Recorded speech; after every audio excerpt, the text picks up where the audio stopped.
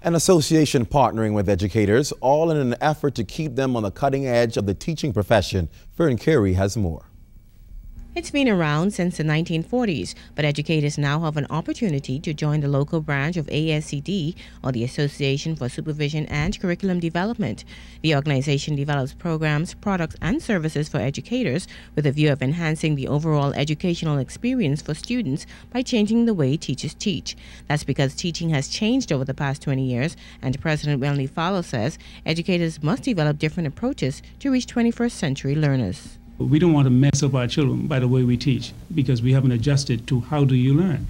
What is your style? Because everybody has a style, and we need to adjust to that.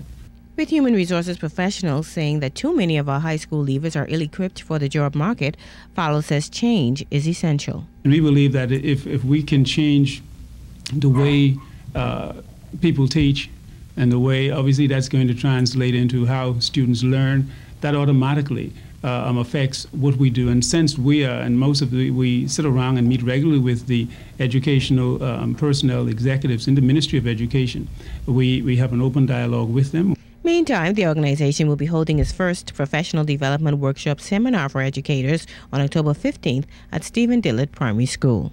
Annually, a significant number of educators leave the Bahamas to travel to different parts of the U.S. to attend these very high-powered conferences. But again, a significant number of our people are unable to go simply because of the cost involved, because of travel, accommodations, the registration fee. And so if we can have something here that is local, close by, we eliminate a significant cost. Fern Carey, ZNS News.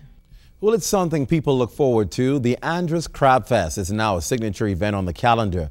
The event features a musical explosion and lots of ways on how the Andros crab is cooked. Our Julian Gibson caught up with Chairman Peter Douglas to find out what he's cooking up for this year's landmark event. Peter Douglas is the face behind the Andros Crab Fest. After staging a successful event this past June, plans are now in motion for the 2012 Crab Fest. We're going to take it to another level next year. Like we said, we're over our teenage area. Now we're coming into adulthood. Crab Fest is moving to the next level. We've built it to a level where we're going to have to start collecting revenue out of it now to rebuild the community and build all the activities around it.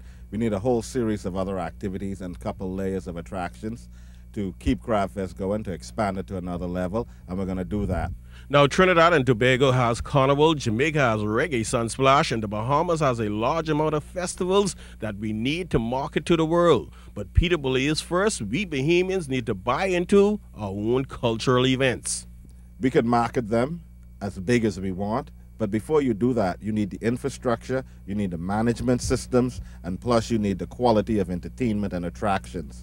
And a lot of times, we fall short on that.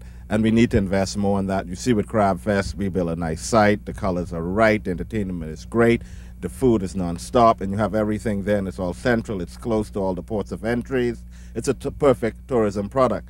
We need to look at our events so that they fit into a perfect tourism product, and then they become something that could market to a bigger level. And Andros has an endless opportunity of this. All we have to do is come together and get it done. And here in North Andros is even, look at the regatta site. How could you?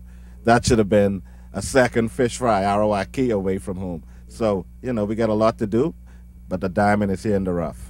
Androsians stepping forward to make sure their island is recognized when it comes to culture. Reporting for ZNS News, I am Julian Gibson.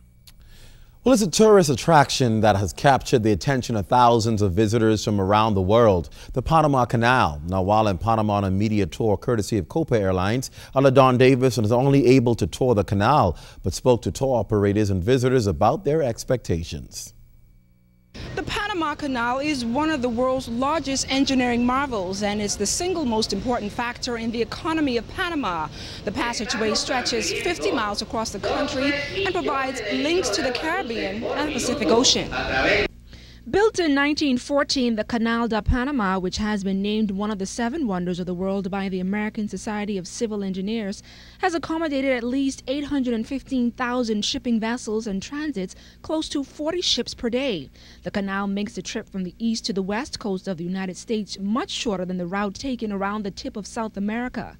According to Panama tourism officials, the canal rakes in at least $5 million a day on ship registry and visitor fees. Those funds go directly to the expansion of the canal. Adventurers 200 tour guide Glenda Silver says the canal continues to strive as one of the most popular tourism hubs in Panama. The client number 1 of the canal is the vessel with containers, but we have refrigerated cargo ships, we have with grains, we have tankers, we have cruise ships. Yeah, but the people, they love when we have a cruise. Here we have 2 chambers, and Pedro Miguel 1 chamber. Because the lake is 26 meters over the sea level, the ship had to ascend 8 meters in 1 chamber, plus 8 meters in the second chamber, and 10 meters in Pedro Miguel. They are 26. So they ascend 26, they have to descend 26 in the Atlantic side. Visitors like Adam Whittle from Louisiana in the United States and Eugenia, who brought her husband and 7-month-old son all the way from Argentina, say visiting the canal was a breathtaking experience. Didn't know what to expect. I've only heard about it. I've heard it's a wonder of the world, so we wanted to come and check it out, and it certainly looks expensive. Really, it's quite a lot of, there's a quite big discussion here in Argentina. It's kind of famous, and we were really looking forward to seeing it, but it really surprised us because it's even bigger than what we expected. And seeing all the ships coming and going, it was really, really good. Now, in case you're wondering, the canal was built by American President Teddy Roosevelt almost 100 years ago and offers complete Panama Canal transits twice per month. LaDawn Davis, ZNS News.